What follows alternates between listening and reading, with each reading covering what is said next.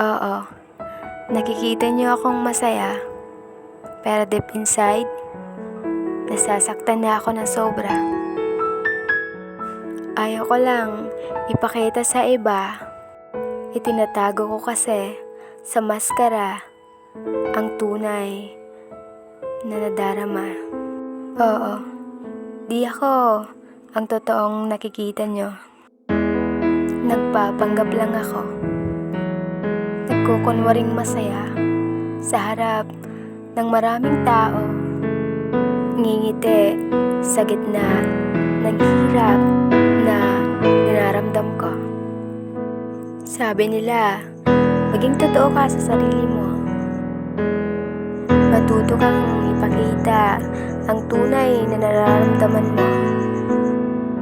Pero minsan, ang hirap gawin. Lalo na pag susubukan mo ay lalo pang ikakasakit mo. Okay ako, salitang palagi mong sinasabi para walang ibang nag-aalala sa'yo. Salitang taliwas sa nararamdaman mo. Oo, mahirap itago ang nadarama. Mahirap magpanggap na okay ka kahit ang sakit na. Pero kinakaya mo para sa kanila kasi ayaw mong mag-alala sila at makaistorbo sa buhay ng iba. Mahirap pero kinakaya mo pa rin, diba? Pero may hangganan din ang lahat. Kaya habang may pagkakataon ka pang itama ang mga pagkakamali mo, ipakita mo ang tunay na ikaw sa ibang tao.